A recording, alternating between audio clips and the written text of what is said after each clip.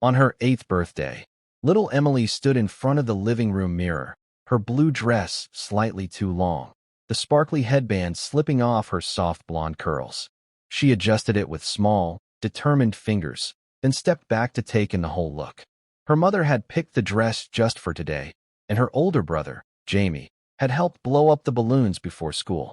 But as Emily twirled slowly, she whispered under her breath with a tremble in her voice, "I wish Dad could see me now." The house was filled with gentle laughter, clinking cups, and the scent of freshly baked vanilla cupcakes. But for Emily, the room still felt incomplete. Her dad had passed away 3 years ago in a car accident just 2 blocks from their home in Ottawa.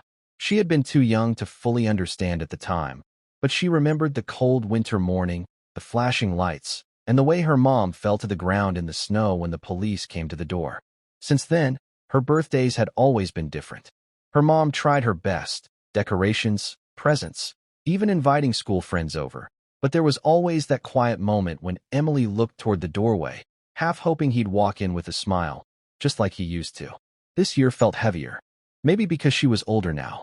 Maybe because Jamie had been growing distant lately, retreating into his room more, trying to be the man of the house, even though he was only 12. Or maybe because her mom had been working double shifts at the diner and looked so tired all the time, despite the way she kept smiling. After the candles were blown and the laughter died down, Emily climbed up to the attic with a little cupcake in her hand. She often went there when she missed her dad.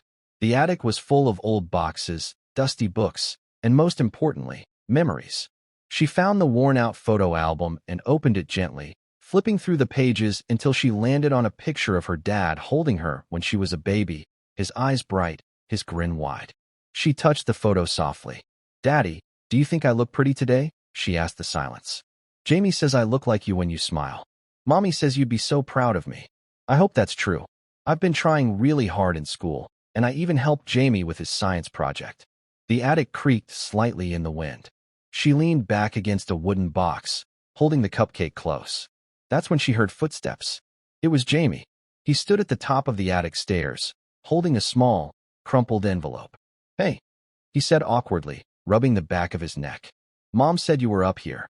Emily nodded, wiping her eyes before he could notice. "I just wanted to talk to Dad."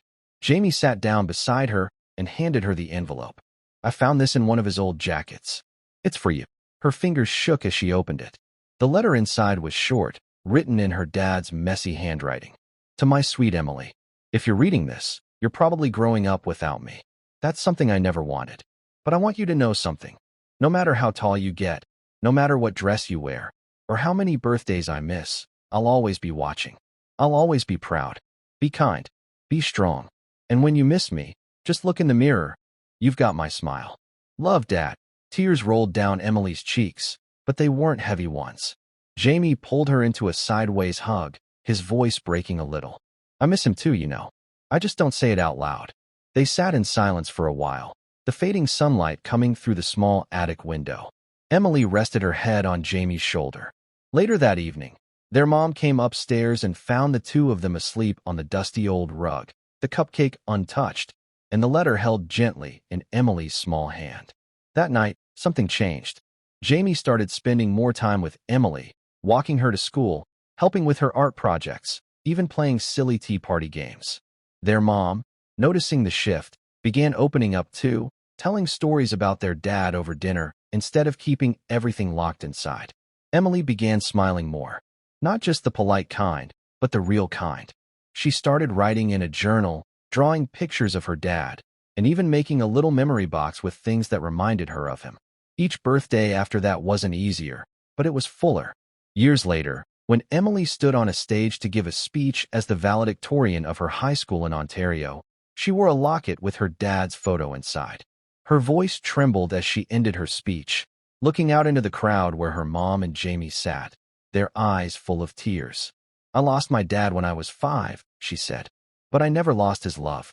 And every step I've taken since then, I've taken knowing he'd be proud. Today, I say it again, I wish Dad could see me now. But maybe, just maybe, he always has." And with that, the crowd rose to their feet, not just for her grades, but for the strength it took to grow up with grief and still shine. The story of Emily reminds us all, love doesn't end. It lingers in the laughter we share, the memories we hold, and the courage we pass on to others. Even in the quiet moments, we are never truly alone.